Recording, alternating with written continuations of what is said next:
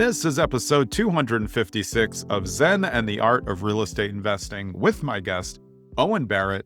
Owen is the Chief Executive Officer of Shine. Shine enables owners of apartment buildings to make more money with solar, and he's the founder and president of ZNE Capital, and ZNE stands for Zero Net Energy, which we're going to talk about. Owen, welcome to the show.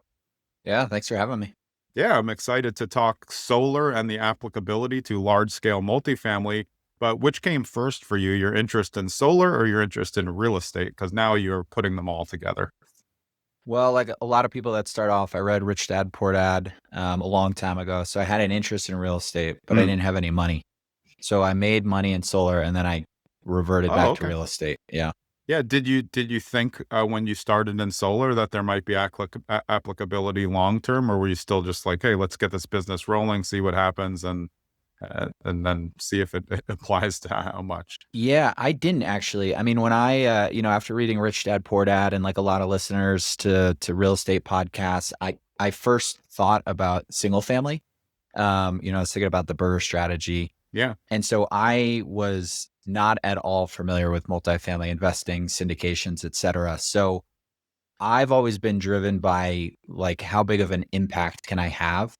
And so residential solar, it's hard to have impact because the systems are just so small per installation. Yeah. So I hadn't connected the dots yet. It took a while before I started to realize that there was a lot of opportunity on multifamily to go after solar, which then the installations are large and you can have a big impact. Yeah, it actually, the way that I'm thinking of it and the way that you described it scales with the way investors think as well, because a lot of people, as you said, they get into single family and then they realize, well, like having 5 single families is great, but now I'm running around to 5 different properties. Why don't I get 10 units under one roof, which is the same thing that you figured out with solar? Yeah, exactly. I mean, and I had the same mentality with investing. I was doing, I probably did a year of reading books, listening to podcasts before I really dipped my toes in the water. And our first property was a 64 unit.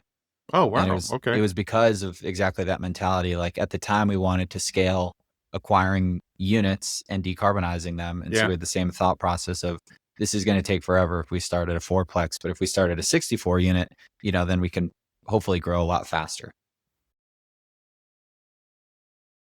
Are they able to do cost seg on the solar installation? That's obviously the tax benefits and cost segregation opportunities could be huge if you're doing a big project over 100 units. Yeah, definitely. I mean, so solar is eligible for bonus depreciation, which, is on its way of getting phased out, but it's probably going to come back here with the new administration. Right. If it goes to 100%, it's even more advantageous to what we're talking about now, because you can take a very large, 100 unit solar thing and depreciate it all right away.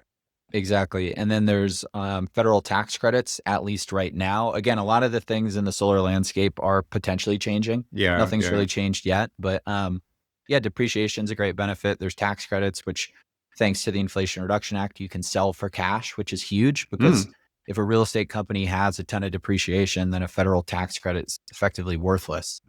But if now we can sell that tax credit for cash and pay down or either pay back CapEx or pay down a loan principal on a solar loan, then it just helps the unit economics on the solar project.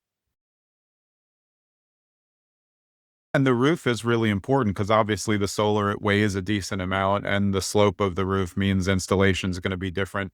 Is there something better? I mean, are sloped roofs better for the installation than flat roofs? Because I know after you install the whole solar, it's harder to go in and make repairs to the roof. And that's kind of one of the, I guess, issues that's out there that's worth talking about. Yeah. So it's, it doesn't really matter if it's flat or pitched. It is cheaper to install on a pitched asphalt shingle roof than it is a flat TPO roof, but like marginally cheaper. It's not that big of an impact. I think we generally don't like to put solar on roofs that are older than 10 years old. Yeah, that's what I was thinking. Yeah, that's like kind of the internal cutoff. We'll do an inspection and just make sure you can have roofs that are older that are in great shape. Solar will preserve the life of a roof because you're not getting the weather and the UVs on the roof. You're getting it on the solar now. So like that roof on the 64 unit, I mean, it's waterproof and it's still in the condition that it was when we bought the property. It was just the condition was not quite good enough for us to feel comfortable putting solar on it. So that's why we didn't do it. But yeah, I mean, roof condition is a huge part of whether or not your property's ready for solar.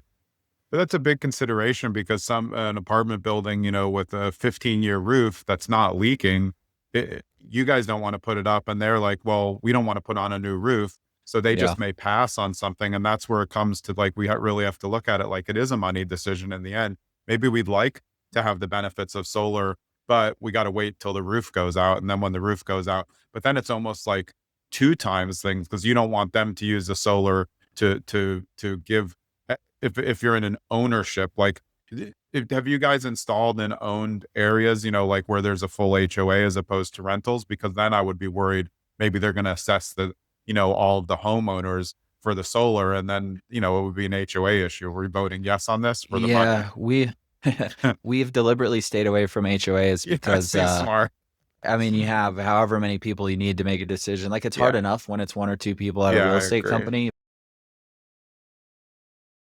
What's the plans for the future? Can you expand to, I mean, is solar as beneficial if you're talking about a large building that's all retail, or is residential kind of a better fit for what solar does? Because retail, they use probably more power in some context, depending on what's going on inside those stores. Yeah, no, retail is a great use case. I think the challenge with retail that you don't have in multifamily is the length of leases. Hmm. So, if all of your tenants are on, I don't know, 3 to 5 or 7 year leases in retail, you have to convince them mid-lease to allow you to monetize the solar. Yeah, Whereas with multifamily, you can force a tenant to monetize the solar within 12 months. And usually it happens a lot faster. So yeah, ultimately, owners can start monetizing solar sort of at full absorption within 12 months. It potentially could be longer with retail. So we haven't, I mean, we're super like laser focused on multifamily. But that's not to say we won't kind of branch out in the future. yeah. That makes sense, though. The length of time and the pitch also is just kind of, figuring out again what's going to be the best case scenario, and do people want to agree to something in advance, as we were talking about before. Hey, well, I don't have to agree now because I still have four and Yeah. a half years on this, and I don't want to change, Yeah. what my costs are on that.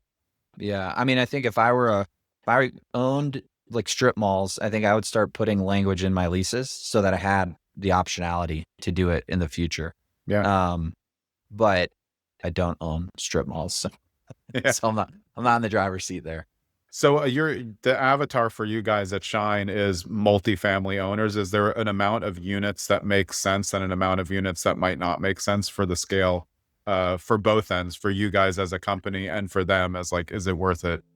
Yeah, I mean, generally we don't try and go below 100 units on an individual installation. We have made certain exceptions here and there. Like if an owner has a big portfolio and they want to start on an 80 unit building, we'll do Yeah. that.